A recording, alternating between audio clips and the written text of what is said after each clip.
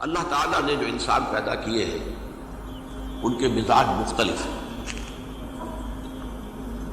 ان میں کچھ لوگ ہوتے ہیں جو قوی ہوتے ہیں ارادے کے، جو فیصلہ کر لیا ڈٹ کر.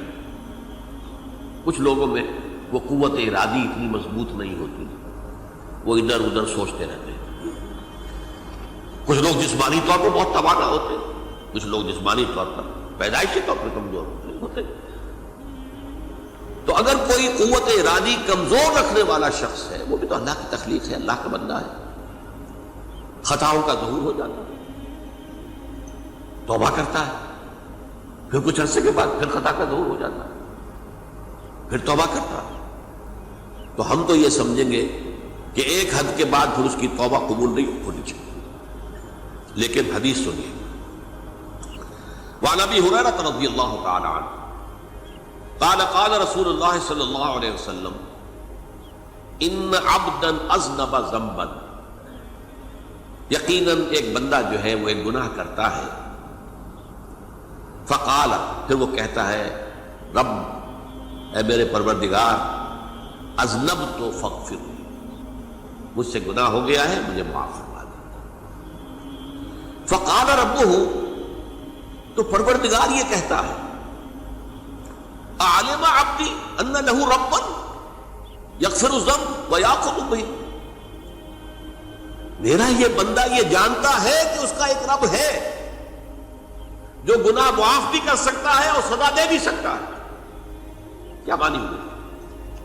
گناہ اس نے کیا ہے لیکن جانتا ہے اللہ کو کہ وہ معاف بھی فرما سکتا ہے، تبھی تو وہ اللہ سے معافی کی درخواست کر رہا ہے.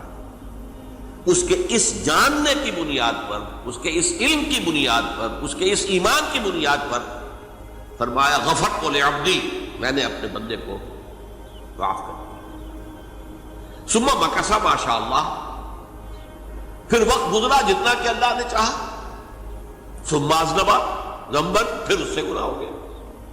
فقال رب اذنبت ذنبا فاغفر، پھر کہتا ہے پروردگار مجھ سے گناہ ہو گیا، پھر مجھے معاف فرما دے. فقال ربہ، اللہ فرماتا ہے عالم عبدی ان لہ ربا یغفر الذنب ویأخذ بہ، میرا بندہ ہے نا جو جانتا ہے کہ اس کا ایک رب ہے، ایمان باللہ اس کے اندر ہے، تبھی تو پکار رہا ہے. اور یہ بھی جانتا ہے کہ وہ گناہ معاف بھی کر سکتا ہے اور چاہے تو پکڑ بھی سکتا ہے، سزا بھی دے سکتا ہے. تو فرمایا، اللہ تعالیٰ فرماتے ہیں میں نے فرمایا میں نے معاف کر دیا. ثم مکث ما شاء اللہ، پھر ایک عرصہ گزرا اس کے بعد. ثم اذنب ذنبا، پھر اس نے گناہ کیا.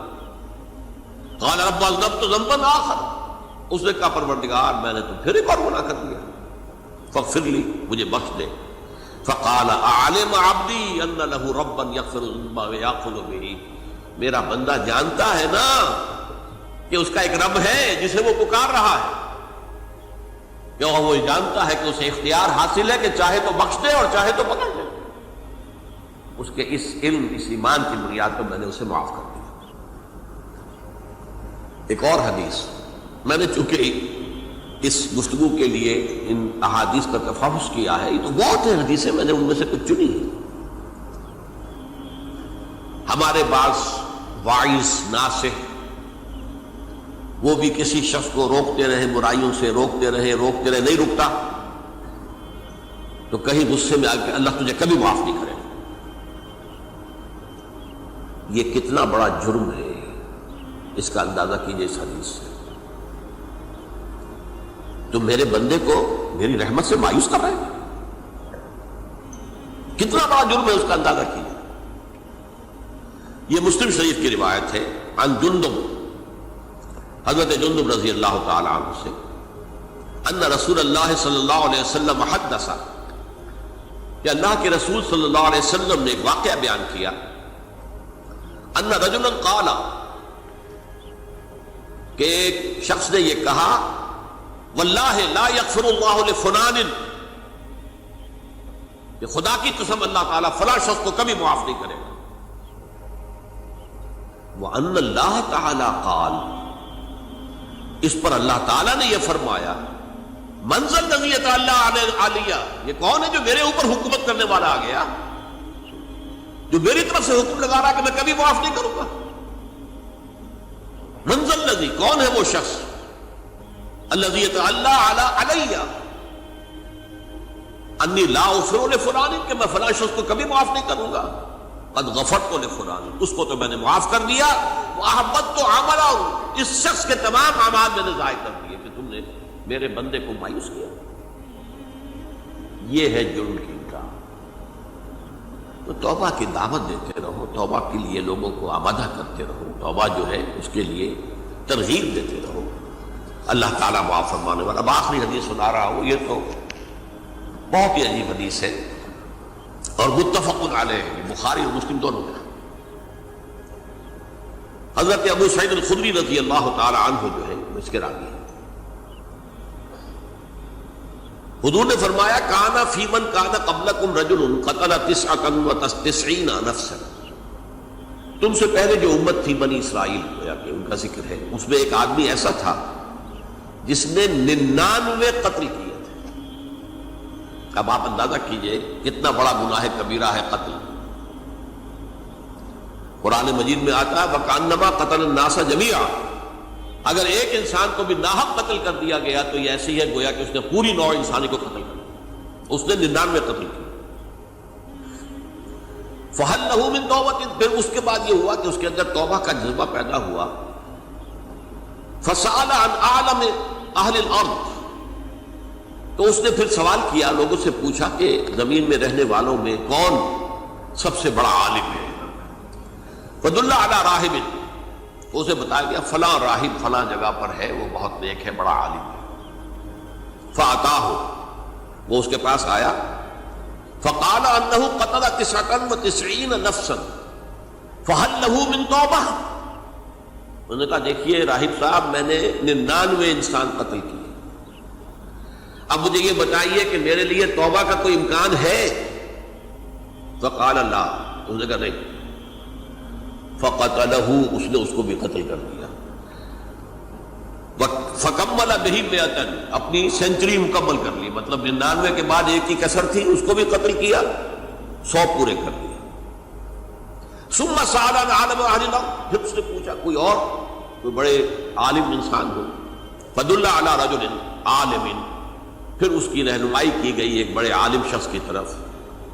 فَقَالَ إِنَّهُ قَتَلَ 100 نَفْسٍ، تو اس نے وہاں جا کر کہا کہ میں 100 انسان ہلاک کر چکا ہوں، قتل کر چکا ہوں۔ فَهَلْ لَهُ مِن تَوْبَةٍ، میرے لیے توبہ کا کوئی امکان ہے؟ فَقَالَ نَعَمْ، کہا کیوں نہیں، 100 قتل کیے تب بھی کیا ہے، توبہ کا راستہ دروازہ کھلا ہوا، مَا لَمْ يُغَرْغِرْ، جب تک کہ وہ گھنگرو نہیں بج رہا اس وقت تک تمہارے توبہ کا دروازہ کھلا ہوا ہے۔ فرمایا نعم، وَمَن يَحُولُ بَيْنَهُ وَبَيْنَ التَّوْبَةِ، تمہاری توبہ کے درمیان اور تمہارے درمیان کون حائل ہو سکتا ہے؟ توبہ کا دروازہ کھلا ہے۔ لیکن ساتھ ہی کہا انطلق الی ارض کذا و کذا، اب تم ایسے کرو جہاں تم رہتے ہو وہاں نہ جاؤ واپس، وہاں کا ماحول اچھا نہیں ہے، معاشرہ اچھا نہیں ہے، ہو سکتا ہے کہ تم توبہ پر قائم نہ رہ سکو، تم فلاں جگہ چلے جاؤ وہاں اچھے لوگ آباد ہیں ان میں جا کر رہو۔ فإن بها اناس یعبدون اللہ تعالی، وہاں ایسے لوگ آباد ہیں جو اللہ کی بندگی کرتے ہیں۔ فاعبد اللہ معہم، تو تم ان کے ساتھ مل کر اللہ کی بندگی اور پرستش کرو۔ ولا ترجع الی ارضک، اپنی زمین کی طرف اپنے وطن میں واپس پلٹ جاؤ۔ فإنها ارض سوء، وہ بری جگہ ہے۔ فانطلق، تو وہ چل پڑا، ہجرت کر رہا ہے، اس جگہ جا رہا ہے جہاں کا راہب نے بتایا تھا۔ حتی اذا نصف الطریق، جب آدھا راستہ اس نے پورا کر لیا، اتاہ الموت، موت آ گئی۔ فاختصمت فیہ ملائکۃ الرحمت و ملائکۃ العذاب، اب وہ جہنم کے فرشتے بھی آ گئے اس کی جان قبض کرنے کو اور جنت کے بھی آ گئے۔ فقالت ملائکۃ الرحمہ، رحمت والے جو فرشتے ہیں جنت والے، انہوں نے کہا جا تائبا مقبلا بقلبہ للہ تعالی، یہ شخص توبہ کر کے اللہ تعالیٰ کی طرف ہجرت کر رہا تھا، اس لیے اس کی نیت کی بنیاد پر اب یہ جنتی ہے، لہذا اس کی روح ہم قبض۔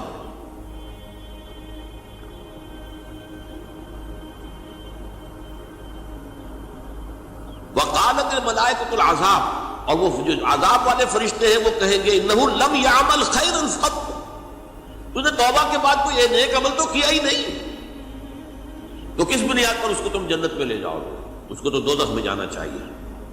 فَأَتَاهُ مَلَكٌ فِي صُورَةٍ آدمی، تو ان کے پاس اللہ نے ایک اور فرشتے کو بھیج دیا آدمی انسانی شکل کے اندر، فَجَعَلُوهُ بَيْنَهُمْ، تو ان فرشتوں نے کہا بھائی ہمارا فیصلہ کرا دو، اس کی روح ہم لینا چاہتے ہیں یا ہم لینا چاہتے ہیں،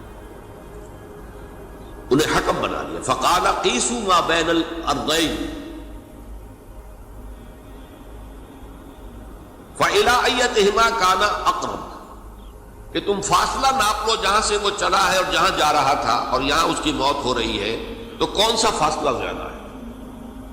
جب ناپا گیا، بلکہ ایک حدیث میں آتا ہے کہ اس پر اللہ نے زمین کو جو ہے حکم دے دیا، ایک طرف والی زمین تو سکڑ جا، دوسری والی جو ہے تو پھیل جا، تاکہ وہ جدھر جو جا رہا تھا وہ زیادہ قریب ہو جائے بنسبت اس کے کہ جہاں سے وہ چلا تھا۔ تو اس فیصلے پر پھر جو فرشتے تھے، جو کہ رحمت کے فرشتے تھے، وہ اس بندے کو لے گئے جنت کے۔ یہ ہے توبہ کی عظمت اور اس کی تاثیر۔ سبحان اللہ، سبحان اللہ، سبحان